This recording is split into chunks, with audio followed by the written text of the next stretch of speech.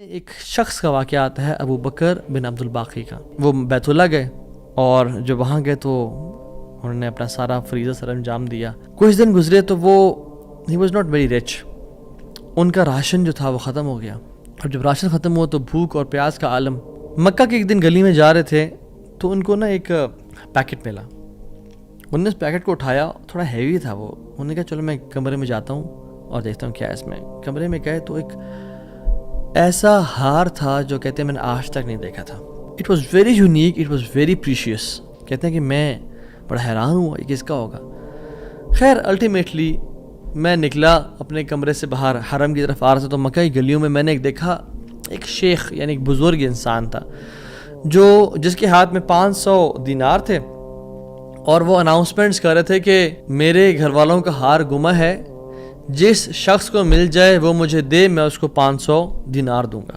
ابو بکر رحمہ اللہ نے سوچا کہ میرے پاس تو پیسے نہیں ہیں, میرے پاس تو راشن نہیں ہے, میں تو بھوک پیاس کا عالم ہے, تو میں اس کو ہار دوں گا اور اسے پیسے لے لیتا ہوں. کمرے میں گئے تو کہا آپ سے 3 سوال ہیں, آپ اس پیکٹ کی نشانی بتائیں, جس چیز سے اس پیکٹ کو باندھا گیا اس کی نشانی بتائیں, اور اس ہار کی نشانی بتائیں. صرف 3 نشانیاں بتا دیں. تو انہوں نے کہا پیکٹ ریشم کا ہے. انہوں نے کہا بالکل ٹھیک ہے آپ نے. انہوں نے کہا کہ جو پیکٹ جس چیز سے پیکٹ کو باندھا گیا ہے وہ بھی ریشم کا دھاگا ہے. انہوں نے کہا بالکل ٹھیک ہے آپ نے. اور تیسرا چیز کا انہوں نے کہا اس میں 30 نگ لگے ہوئے ہیں اس ہار میں. انہوں نے کھولا اس ہار کو, دیکھا 1 2 3 4 5 6 30 کمپلیٹ, یہ آپ کا ہار. تو انہوں نے کہا یہ 500 آپ کے دینار. کہتے ہیں نہیں مجھے نہیں چاہیے. کہتے ہیں کیوں بیٹا, میں نے تو وعدہ کیا تھا کہ میں شخص دوں گا. کہتے ہیں میں نے اللہ کے لیے کام کیا ہے, یہ مجھے چیز ملی تھی, میرا ایز اے مسلمان میرا حق تھا کہ میں امانت کو واپس ادا کروں, تو میں آپ سے اس کا اجر نہیں لوں گا. حالانکہ ان کو نیڈ تھی لیکن کہا کہ نہیں میرا اجر اللہ تعالیٰ سے, واللہ لا اخذها, کہ میں اللہ کی قسم اس کو نہیں لوں گا آپ سے.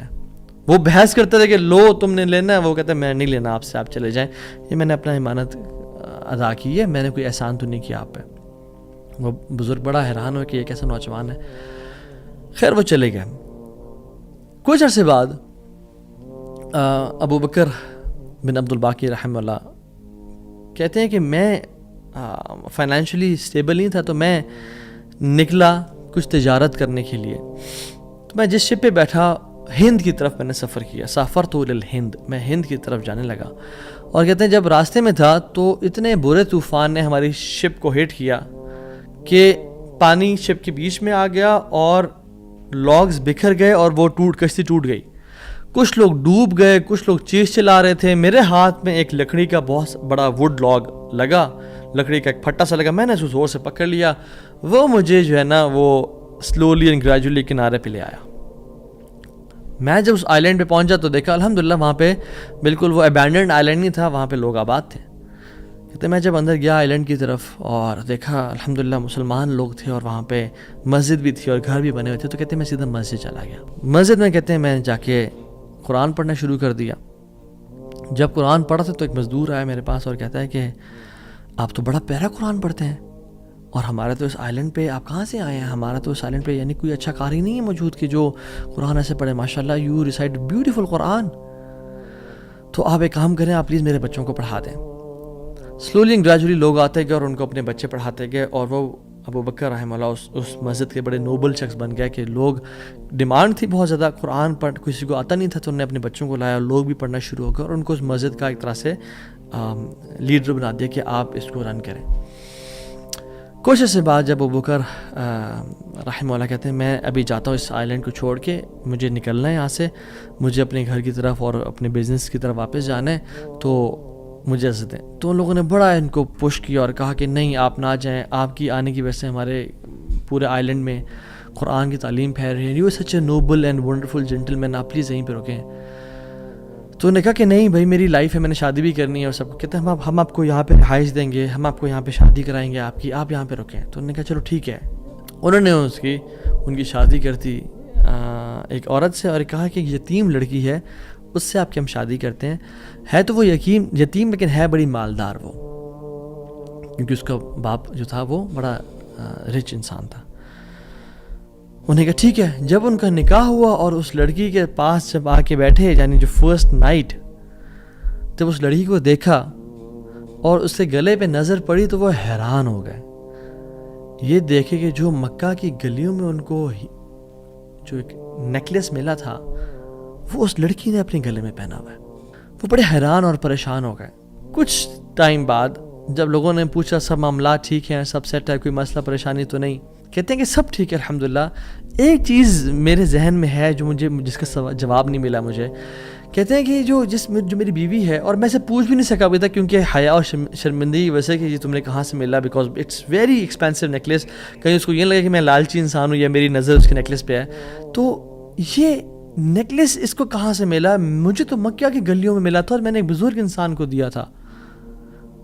وہ لوگ کیا کرنا شروع ہو گئے, فَحَلِّلُوا وَكَبِّرُوا, وہ کہہ رہے لا الہ الا اللہ, اللہ اکبر, اللہ اکبر کہنا شروع ہو گئے وہ لوگ. اور کہتے ہیں کہ تم وہ نوجوان ہو. کہتے ہیں کہ اس کا باپ جو اس علاقے کا ایک بڑا انسان تھا, وہ ہمارے پورے اس علاقے میں ایک کہانی سنایا کرتا تھا کہ ایک شخص مجھے ملا, اس شخص سے زیادہ نیک انسان میں نے آج تک نہیں دیکھا, اس سے زیادہ امانت دار شخص میں نے آج تک نہیں دیکھا. وہ ہمیں ایک لڑکے کی کہانی سنایا کرتا تھا کہ ایسے ایسے اس کو نیکلیس ملا, اس نے مجھ سے پیسے نہیں لیے اور مجھے وہ اتنا قیمتی ہار واپس دے دیا.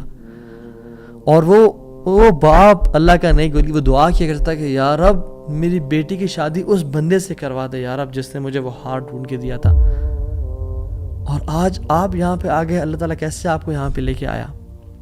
اور وہ بڑا حیران ہوئے کہ سبحان اللہ, کس طرح سے انہوں نے ہار اللہ کے لیے دیا اور اس کا اجر صرف اللہ سے کی امید رکھی, اور اللہ تعالیٰ نے کہاں سے لا کے ان کو یہاں پہ ان کی شادی کروائی اور ان کی لائف کو سیٹل کیا, اور ہار بھی ان کو واپس لوٹا دیا. اور سبحان اللہ انہوں نے کتنے دینار کو دھتکارا تھا اور ریجیکٹ کیا تھا, 500 دینار کو.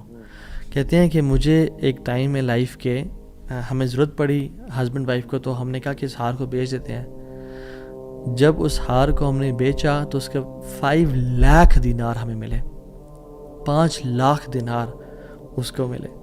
یعنی سبحان اللہ 500 کو انکار کیا اور اللہ تعالیٰ نے 5 لاکھ دینار واپس کر دیے. ہار بھی دے دیا, ہار والی بھی دے دی, سیٹل بھی کر دیا لائف کو. ان اللہ علی کل شیء قدیر, اللہ تعالیٰ ہر چیز پر قادر ہے, اس کے لیے کچھ مشکل نہیں ہے میرے بھائی اور میری بہنوں. آپ کی لائف میں پریشانیاں ہیں, مشکلات ہیں, زندگی تنگ ہے, آپ اللہ کو اس کے ناموں سے پکاریں, آپ اپنی نیت ٹھیک کریں, آپ اپنے اجر کا سوال لوگوں سے نہ کریں, صرف اللہ سے امید رکھیں, پھر دیکھیں آپ کی زندگی کس طرح سے آسان ہوتی ہے.